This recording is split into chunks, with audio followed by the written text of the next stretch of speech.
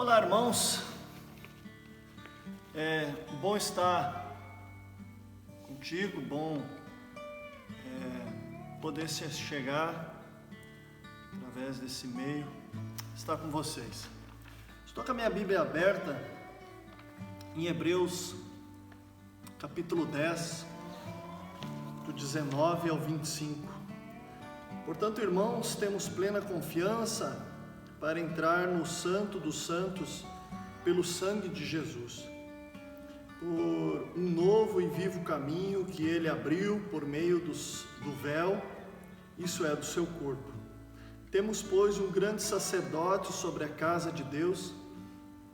Sendo assim, aproximamos de Deus com um coração sincero, com plena convicção da fé, de um coração aspergido para nos purificar de uma consciência culpada, tendo os nossos corpos lavados com água pura. Apeguemo-nos com firmeza à esperança que professamos, pois aquele que prometeu é fiel. Consideramos uns aos outros para nos incentivar ao amor e às boas obras. Não deixemos de nos reunir como igreja, segundo o costume de alguns, mas procuramos encorajar-nos uns aos outros, ainda mais quando veem que se aproxima o dia, falando da volta de Cristo. Esse é um texto muito interessante, esse é um texto muito importante. Eu vejo esse texto, e assim eu queria dividir com cada um de vocês, em três partes. Eu vejo esse texto em três temas para a gente. O primeiro é aproximarmos de Deus, o segundo é guardar a fé, e o terceiro é cuidar um dos outros. O texto termina falando de não deixar de nos reunir, como é costume de alguns. Você pode estar pensando assim, que texto estranho para uma quarentena. Pode até ser, mas não é. Em primeiro lugar, se aproximar de Deus. Usar do tempo. Nós temos um tempo que a gente pode nos achegar a Deus. O que é o cristianismo? O cristianismo é isso, ter acesso a Deus Pai por meio do sangue de Cristo Jesus. É isso que o texto está dizendo. O texto está dizendo, já nos foi aberto o acesso através de Cristo Jesus para Deus. Andávamos com esse caminho, com essa via interrompida.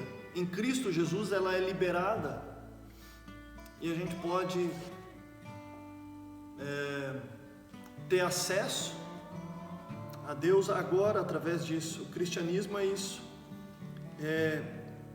O cristianismo é a vivência da comunhão e essa comunhão, ela extrapola o espaço físico, ela extrapola o lugar geográfico.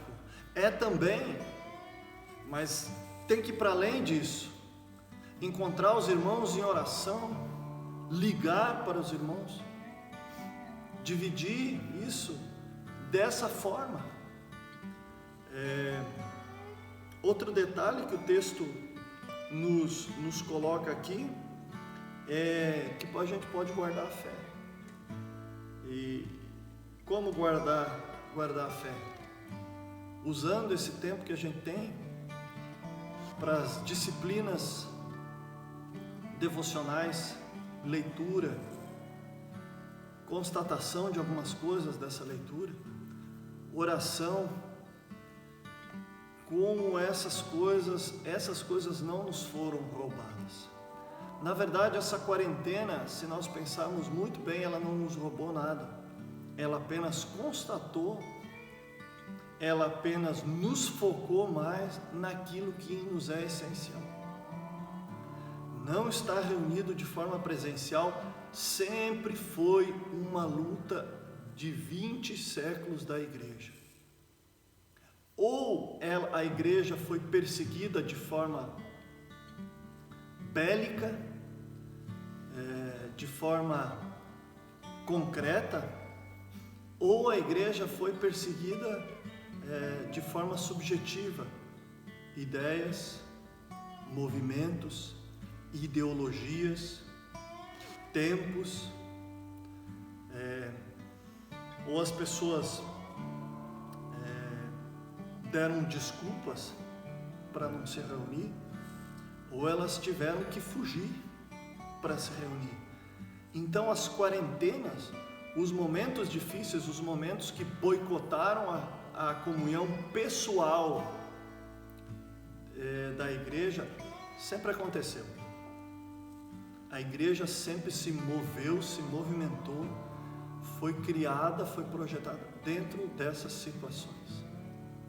O próprio apóstolo Paulo, ele diz, olha, tantas vezes quis ter com vocês e não consegui, por meio de cartas. Hoje nós temos um vídeo, mas sempre foi. Não é que agora acabou tudo, não é que agora estamos passando uma situação difícil. A igreja foi fecundada, a igreja foi criada, a igreja foi projetada dentro dessas situações. E esse é mais um momento que a gente pode repetir e falar aquilo que o apóstolo Paulo falou. Estou preso, mas o evangelho está solto. A gente pode dizer assim, as igrejas estão fechadas, mas o evangelho está solto.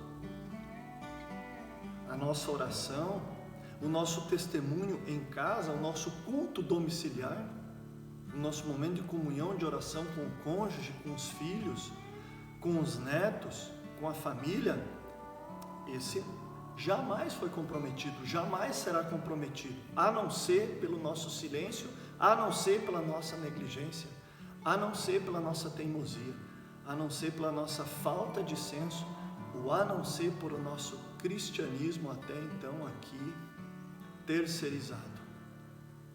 A quarentena não deixa o cristianismo, o evangelho, a vida de fé ser terceirizada.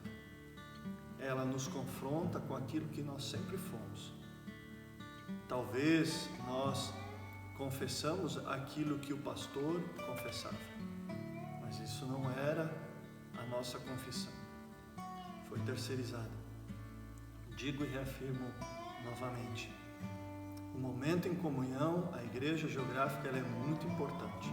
E assim que essa quarentena passar, e assim que esses momentos passar, nós vamos nos encontrar de novo e nos encontrar com força, com urgência, com louvores, com ações de graça, com apertos de mão, com abraço.